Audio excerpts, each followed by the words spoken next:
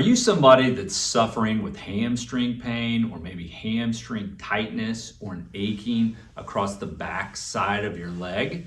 And it seems like no matter how much you stretch it, it just stays tight, or there's different times throughout the day where that achiness and tightness and pain seems to increase. If that sounds like you, pay attention to this video. We're gonna help you out. Hey, I'm Dr.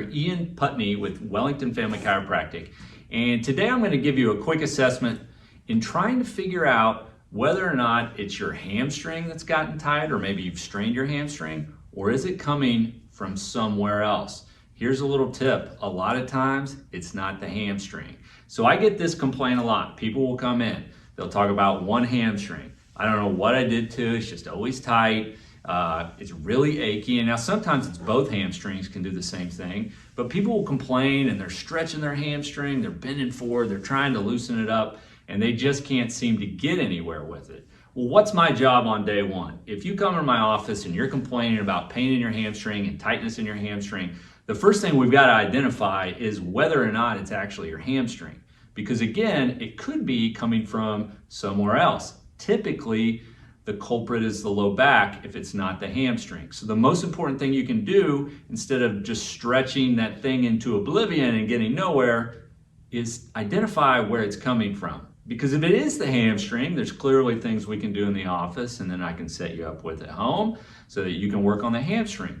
But if it's not the hamstring, there's not a hamstring stretch in the world that's going to help you out. So how do we figure that out? How do we identify why the hamstring's acting the way it is? Well, I'm going to give you a quick example of something I do with my new patients on day one to help identify where their hamstring complaint's coming from. So if somebody's complaining, we'll begin our exam and we'll put them through some different ranges of motion. But one test I really like to check is what's called a slump test. And so what we do with the slump test is I'll have them sit at the edge of the table. I grab the back of their leg, and as they sit still, the first thing I have them do is slump a little bit, lean forward slightly, and then the chin comes straight down to the chest. Now they don't move at this point, but I've got their leg, I point their toes up at the ceiling, and I try to straighten their leg. Now a lot of times when people come in with a hamstring that's bothering them, as they slump, they can't get that leg straight. So it only goes so far, and they'll feel a big pull in their glute, or it'll make their hamstring way worse. So we know exactly, we want to measure how far we can straighten that leg. What I will have them do at that point is one of two things. We will either do standing extensions for the lumbar spine. So I'll have you stand up, legs stay straight, and you lean back as far as you can. So I will have people do that 10 times.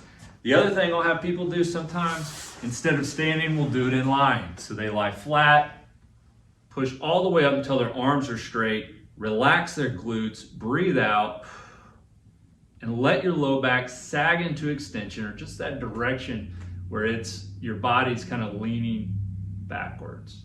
We'll do 10 reps in either standing or in prone or on your stomach, and then without too much movement, I put them back in the exact same position. I have them slump again, bring their chin to the chest, and we'll recheck how tight that hamstring tension is. If they go from here and then do 10 reps of the extension, and all of a sudden, hey, I can take it all the way there. It is not your hamstring, because in this specific test, we are not stretching your hamstring, we are affecting your low back.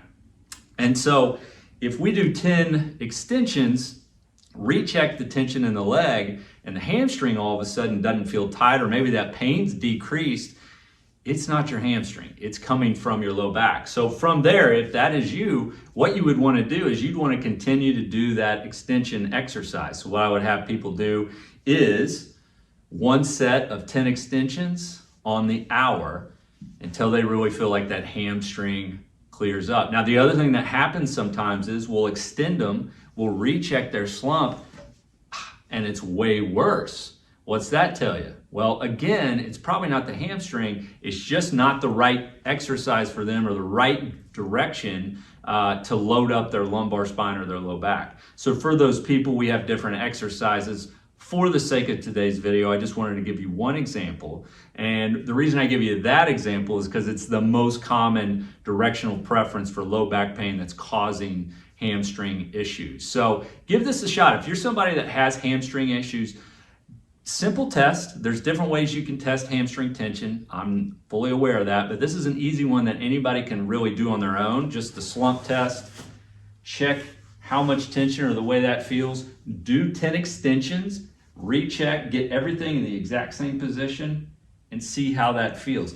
If the hamstring feels better and there's less tension in it, and all you did was load up the lumbar spine extension, it's your low back most likely, and you don't need to keep doing the hamstring stretches. For now, you need to be working on that low back and getting that cleared up. And then if the hamstring's a little tight after that, the stretches will be more effective. So that's a quick, dirty, easy way to assess at home whether or not your hamstring is truly a hamstring problem, or maybe it's coming from your low back. Give this a shot, and we'll talk to you soon.